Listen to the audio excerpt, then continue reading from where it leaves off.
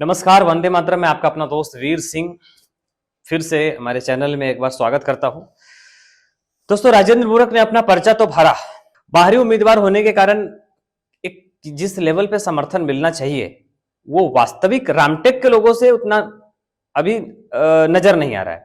अब इसका एक बड़ा उदाहरण मैं आपको दे रहा हूं। राजेंद्र मूरख ने आखिरी दिन पर्चा भरा और इनके पर्चा भरने के पहले महायुति के उम्मीदवार आशीष जायसवाल ने अपना पर्चा भरा था। अब आशीष जायसवाल के पर्चा भरने के बाद राजेंद्र मूरख को उनके खिलाफ पर्चा भरना था। ऐसे में उस दिन जो नागपुर के बाहर की ज्यादातर गाड़ियां होती हैं वो हमें देखने को मिला, जिसमें से MH34 हो, MH35 हो, MH28, MH29, MH42, MH23, MH26 और तमाम जो नागपुर के बाहर की गाड़ियां हैं वो गाड़ियां देखने को मिला।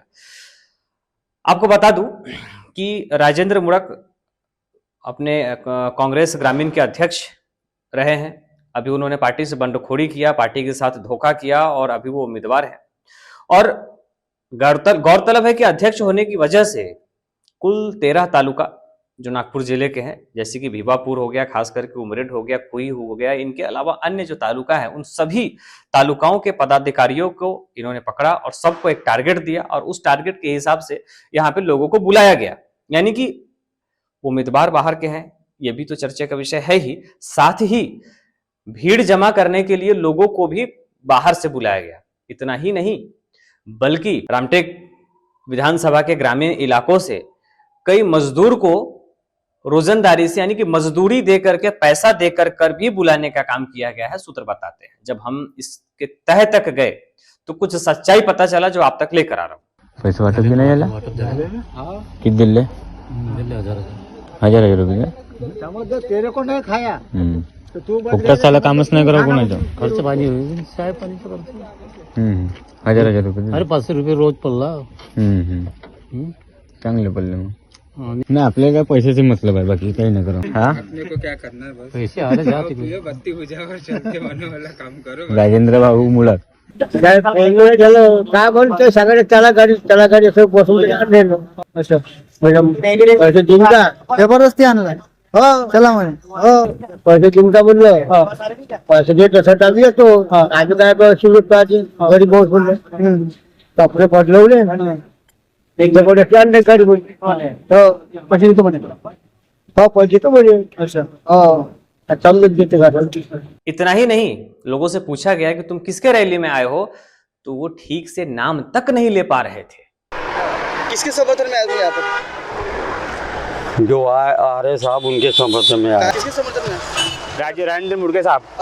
मुडके साहब आमच्यासाठी गाडी पाठवली ताईनच, सगळ्यांसाठीच पाठवली. अब ये सारी चीजें जैसी जैसी लोगों में सोशल मीडिया पे फैल रही है, वैसे वैसे लोगों में ये भी चर्चा हो रही है कि जो प्रभाव महायुति के उम्मीदवार जायसवाल की रैली को देख करके हुआ, उसे तोड़ने का असफल प्रयास राजेंद्र मूरख द्वारा किया गया। लोगों के मन में ये भी चर्चाएं शुरू हो गई, क्योंकि इतना ही नहीं, मूरख की कई शैक्षणिक संस्थाएं हैं, उन संस्थाओं से भी जो शिक्षक वर्ग के लोग होंगे, कर्मचारी वर्ग के लोग होंगे, उन्हें भी लाने का काम किया गया, उन्हें भी यहां बुलाया गया, सूत्र बताते हैं। अब ये सारी चीजें एक तरफ, अब ग्राउंड रियलिटी आपको बताता हूं, जो किसान पे क्या प्रभाव पड़ा। उस दिन कई किसान को अपने यहाँ मजदूर नहीं मिले, कई किसान उस दिन अपने खेत में ठीक से काम नहीं करा पाए, क्योंकि लोगों को, किसानों को मजदूर नहीं मिलने की वजह से काफी समस्याओं का सामना करना पड़ा। आपको बता दूं कि इससे पहले मूरख उमरेड से विधायक रह चुके हैं, कामठी से वो चुनाव लड़ चुके हैं और अब रामटेक में किस्मत आजमा रहे हैं दोस्तों। और इसीलिए उस रैली में ज्यादातर लोग उमरेड और कामठी के दिखे भी, अगर आप ठीक से देखेंगे तो आपको दिखेगा भी, इसमें कोई बड़ी बात नहीं है। यानी कि सच्चाई ये है कि अगर जो तथ्य मैं आप तक लेकर, सच्चाई लेकर आया हूं, उसमें तो यही दिख रहा है कि आशीष जायसवाल की रैली, जो यहाँ का स्थानिक उम्मीदवार है, उनकी रैली को नीचा दिखाने के लिए, कम दिखाने के लिए बाहर से लोगों को लाने का असफल प्रयास क्या कांग्रेस के बंडखोर नेता द्वारा नहीं किया गया, ये अपने आप में एक बड़ा सवाल है। हालांकि इनके कुछ नेता मंच पे चिल्ला चिल्ला के, बहुत जोर जोर से चिल्ला के, पता नहीं अजीबोगरीब भाषण देते हुए दिखते हैं, और उस भाषण में वो किस तरीके के शब्दों का प्रयोग करते हैं वो भी बड़ा विचारणीय है।